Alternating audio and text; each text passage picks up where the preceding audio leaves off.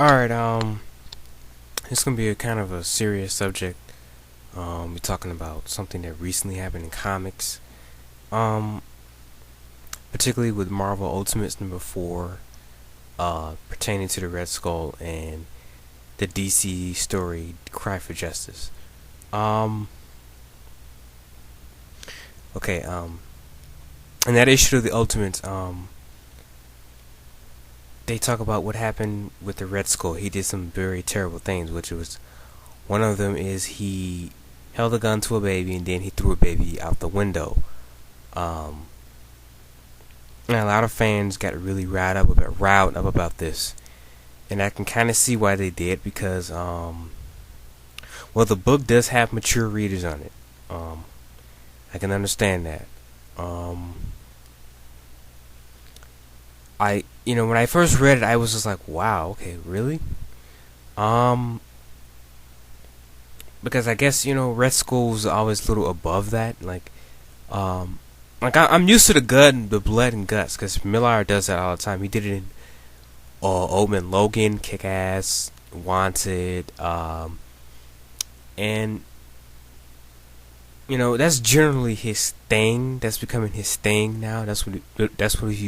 He's becoming known for. He's got that new book coming out called Nemesis, which is going to be pretty bloody. Just from the previews, I can already tell it's going to be a blood fest. So that didn't surprise me. And I guess the way he handled the Red Skull throwing an infant out of a window was kind of offensive.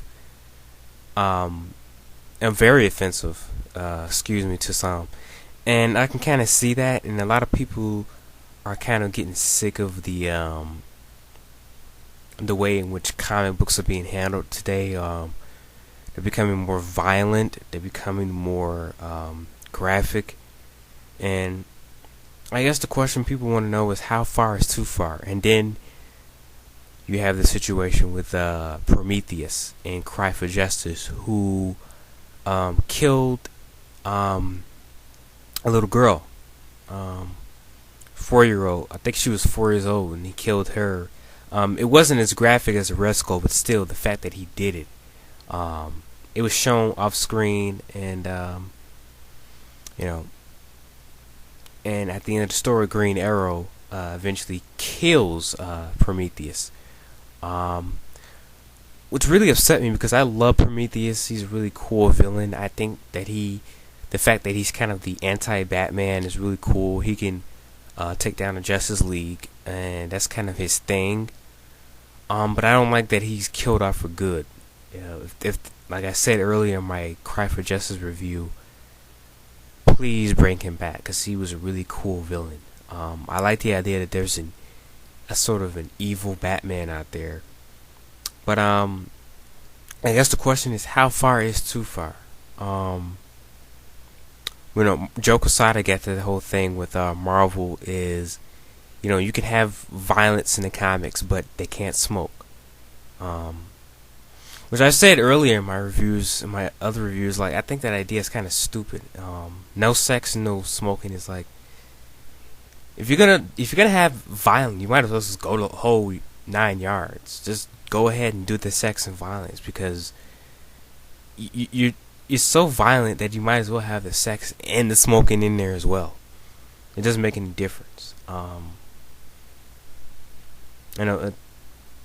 And same thing with DC. It's like, really? The books are violent. You might as well do the sex and violence, smoking too. I think DC doesn't. They allow smoking in their comics, but they don't allow sex. Also, sex is not allowed. I think Image can do sex. I'm not for sure. I've seen some Image books that are very Savage Dragon does it a lot. His sex scenes. So I think Image does that. They don't really do. Image just really does what they really want to, and Vertigo, and maybe Radical Comics does it as well. Just as long as you have a certain mature readers thing on it. But back to the subject at hand. I do kind of think that the Red Skull thing could have been handled a little more um, in better class. Um, like I said, I really didn't surprise me because I guess because I read a lot of violent stuff. Um, I left a comment on Eric's video when he did his review of the Ultimates. That issue is um, it really didn't surprise me because I've seen writers do much worser things in comics. Um, Warren Ellis has done written much more graphic scenes. Um, Alan Moore has done more graphic scenes. You know, guys, I've seen him do more violent scenes. Dan DiDio, all type of, you know, guys have done much more worse than what he did in the Ultimate. Um, and the whole James Robinson thing with Cry for Justice, like I said, I was surprised that he did that. I don't think James Robinson was going for that, but then you know he did it in JLA and did it in Cry for Justice. I think that's more of an editorial thing, because Dan DiDio seems to, you know, he's like, let's up the stakes, let's make this book more serious and stuff like that. I think that's kind of that was like kind of his thing, than more James Robinson. Because you know, if you read James Robinson's Superman run, it's completely different. You know, there's violence in the book, but he describes it more when it gets very graphic in the book. He describes it more in the thought boxes or thought balloon or something like that. He doesn't show it like he did in Cry for Justice. What are you guys' thoughts on this subject? Are you getting sick of comics becoming more and more violent? You guys think Mark Millar should take a break from comics? He should really, you know, look at his books and say, you know what, I'm not doing the best I can do, and take a break. Or are you fine with his books right now? Same thing with just the companies in general. You think they should take a step back and go, you know, this isn't the best thing we're not doing the best thing we can do, and it's getting too graphic and violent. And you know, I've said it before, and I've said it before in videos again and again. For me, comics are escapism. You know, I don't mind the whole realistic thing in comics. I don't mind politics in comics. Just don't oversaturate us with it. That's my thing.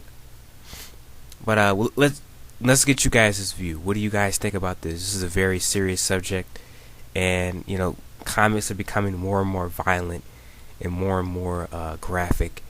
And how far is it going to take? How far are they going to take it until we go, man, that's too much. We gotta stop this. All right. Can't wait to hear you guys' thoughts. I hope you have a nice evening. Sorry I can't talk today. I'm kind of sick. All right, take it easy.